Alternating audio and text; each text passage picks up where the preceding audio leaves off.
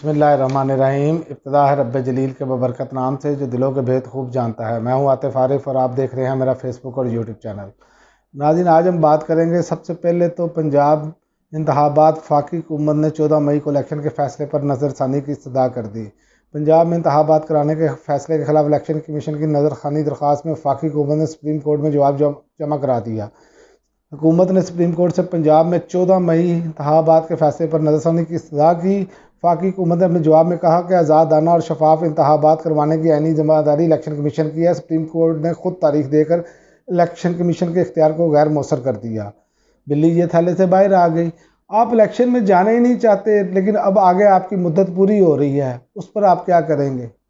फिर भी आपको इलेक्शन में जाना पड़ेगा। यहाँ तो इस मुल्क में आप बादशाही निज़ाम ला देना, 13 जमाती बादशाही निज़ाम, वो अगर कायम कर दिया जाए तो फिर हो सकता है आपको इलेक्शन की ज़रूरत ना पड़े। लेकिन दूसरी जानिब देखें आप कि इनकी इंतकामी कार्रवाइयाँ वो जारी हैं। आज जमात इस्लामी ने भी ववेला करना शुरू कर दिया। जमात इस्लामी के हाफिज़ नईमुर रहमान साहब का कहना है कि पीपल्स पार्टी ने PTI के यूसी चेयरमैन और वाइस चेयरमैन की पकड़ दकड़ शुरू कर दी है। उनका कहना है कि हुकूमत सिंध पीपल्स पार्टी ने बदतरीन फस्तायत का मुजाहरा करते हुए तहरीक इंसाफ के कई यूसी चेयरमैन और वाइस चेयरमैन को की पकड़ दकड़ शुरू कर दी है। हमने पहले ही इस खदशे का इजहार किया था। अब देखें कि बाकी तमाम जमातें वैसे हुकूमत में है, तहरीक इंसाफ बाहरा और जमात इस्लामी बाहरा हुकूमत से। और देख लें आप ये क्या कुछ कर रहे हैं। जो कहते हैं हम बहुत बड़े जमहूरी हैं, बहुत बड़े जमहूरियत के चैम्पियन हैं, इनकी जमहूरियत आपके सामने है। उन्होंने कहा पीपल्स पार्टी के सईद गनी ने टाउन यूसी 5 से PTI के चेयरमैन और वाइस चेयरमैन को गिरफ्तार करवा दिया। पुलिस इनके मातहत काम कर रही है और ये हर काम पुलिस से ले रहे हैं। ये बात अब जमात इस्लामी भी कहना शुरू हो गई है। इससे पहले तो तहरीक इंसाफ और वहाँ के मुकामी लोग पहले भी ये करते रहे हैं। ज़ोर ज़बरदस्ती किसी न किसी तरीके से लोगों को ग़ुलामों की तरह दबाया जाए, ये इनका तरीका वारदात है। और कहते हैं कि हम बहुत बड़े जमहूरी चैम्पियन हैं। ये इनकी असल हकीकत है जो आवाम के सामने है। इसलिए ये इलेक्शन में जाने से भी घबरा रहे हैं। इनको पता है आम इंतखाबात में अब आप देखें कि इमरान खान की जो मकबूलियत 50 पे थी वो इस टाइम 70% क्रॉस कर चुकी है। सर्वे आ रहे हैं, तो इसीलिए तो थर थर टांगे कांप रही हैं कि जब भी इलेक्शन होगा तहरीक इंसाफ जो है वो विन करेगी। ये इनको अंदाज़ा है। तो ये कब तक इलेक्शन से भागेंगे? और भाई आप एक मरतबा इलेक्शन की तरफ जाएं। इमरान खान अगर इलेक्शन में आते हैं, जीत कर अगर आते हैं, तो खुदारा ये देखें कि इस मुल्क में कुछ सियासी इस्तेकाम तो आएगा। और अगर इमरान खान अपनी कारकर्दगी नहीं दिखा सकेंगे तो लोग अगले 4 साल बाद 5 साल बाद जब इलेक्शन होंगे तो इमरान खान को वोट नहीं देंगे। ये जमहूरियत का हुस्न ये है। लेकिन आप लोग चाहते हैं कि सिर्फ आप इक़्तिदार में हो तो जमहूरियत है, वरना जमहूरियत नहीं है। असल मसला ये है कि हमारी औलादें और हम जो हैं वो इस कौम पर हुक्मरानी करें, बाकी सब भेड़ बकरियां समझ के आप उनको वैसे चला रहे हैं। और उन्होंने कहा इलेक्शन कमीशन भी पीपल्स पार्टी की ए टीम के तौर पर काम कर रहा है और नून लीग के लिए भी काम यही हो रहा है। ये आपके सामने है। तहरीक इंसाफ भी यही इल्ज़ाम लगा रही थी। और अब चूँकि जमात इस्लामी का वास्ता पड़ा है कराची में, उनको भी ये चीज़ हकीकत यहाँ हो गई है। अब पता चला उनको कि ये लोग क्या करते हैं। ये ऐसे ही करते हैं, ये हर सिस्टम को पूरे को कंट्रोल कर लेते हैं। इसीलिए सुप्रीम कोर्ट ने इनके बारे में गॉड फादर के अल्फाज इस्तेमाल किए थे। ये अब इन पर भी फिट आते हैं। और उन्होंने कहा है कि इस सब के नतीजे में पूरा इंतखाबी अमल कब्ज़ा बन चुका है, जिसके तहत वो डेराशाही निज़ाम नाफिज करना चाहते हैं। इंशाल्लाह अपने इंजाइम में कामयाब नहीं होंगे। और पीपल्स पार्टी अपनी पूरी कोशिश कर रही है किसी ना किसी तरीके से मेयर हमारा बनाया जाए, तोड़े जाए बंदे, उनको प्रेशराइज किया जाए, जैसे दबाव डालकर उनसे प्रेस कॉन्फ्रेंस करवा कर एक माहौल बना हुआ है इस टाइम। उस माहौल के ज़रिए हम लोगों से प्रेस कॉन्फ्रेंस कराएं और पार्टी छोड़ें वो और उधर शामिल हो जाएं तो उनको वोट पड़ जाए।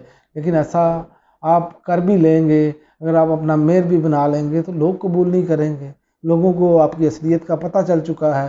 पहले ही लोगों ने वोट नहीं डाला, आपको ठप्पे पे ठप्पा लगाया, ये सब कुछ आपके सामने है। उससे पहले आपने जो जमहूरियत आप कर रहे थे, आपने जो सिंध हाउस में भेड़ बकरियों की तरह लोगों को ख़रीदा, सारा कुछ आपके सामने है, इस कौम के सामने है। उस पर कोई शफाफ इंक्वायरी नहीं हुई, ना कोई करना चाहता है।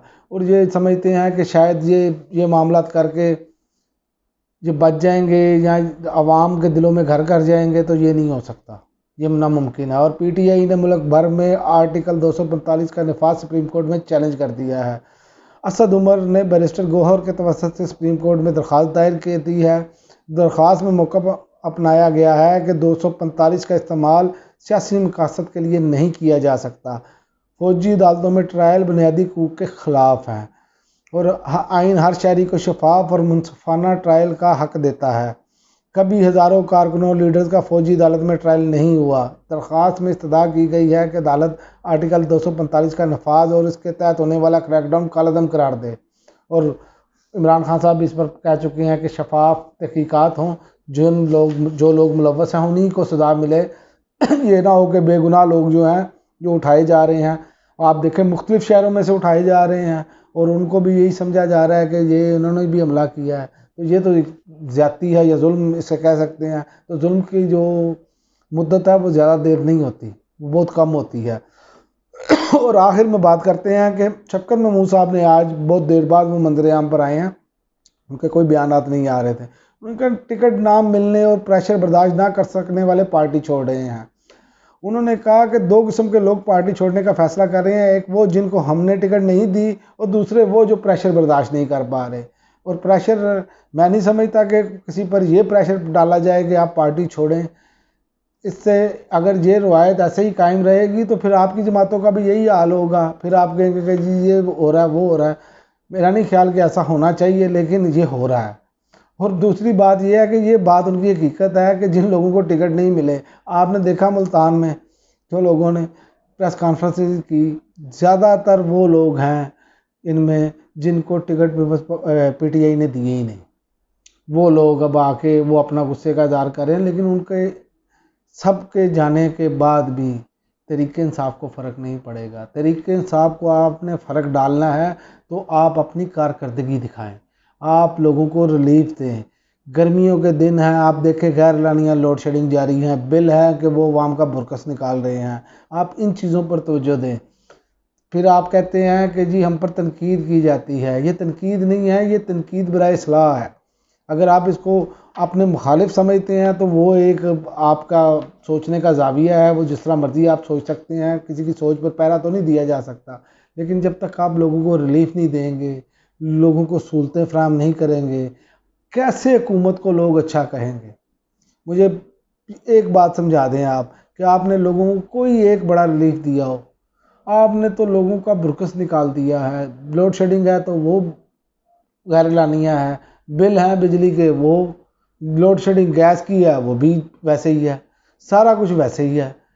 बल्कि आप एक साल पीछे चले जाएं, इमरान खान का दौरे हुकूमत देख लें और आप अपना दौरे हुकूमत एक साल का देख लें, आपको अंदाज़ा हो जाएगा। और महंगाई का भी आपको अंदाज़ा हो जाएगा क्या है। और डॉलर जो है वो आपको 300 से ज़्यादा का ओपन मार्केट में नहीं मिल रहा।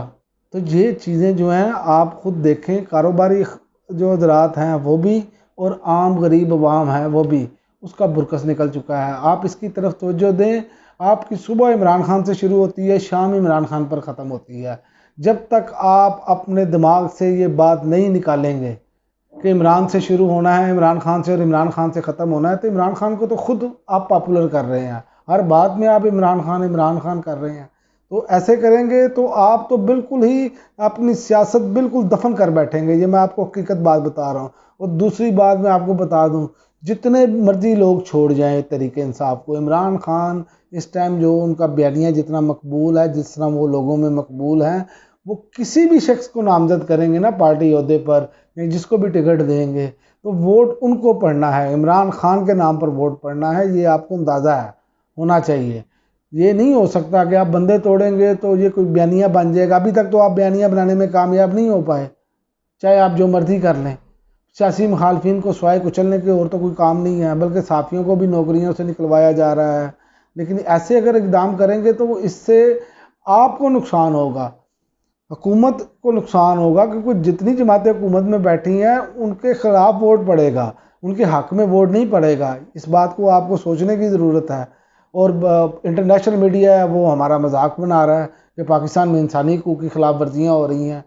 क्योंकि आप ख़वातीन को गिरफ़्तार कर रहे हैं, ख़वातीन के साथ जो सलूक किया जा रहा है, ये पूरी दुनिया में इसकी मिसालें ऐसे नहीं मिलती जैसे हो रहा है जमहूरी दौर में हमारे।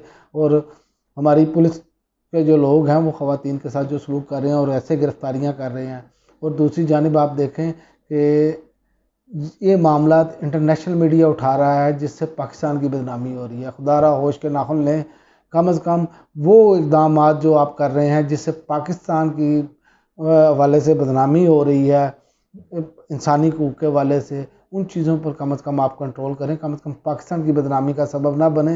मुल्क का तो आपने बाकी सत्यानाश कर दिया है, इससे आगे आप कम अज़ कम पाकिस्तान की बदनामी का सबब ना बने।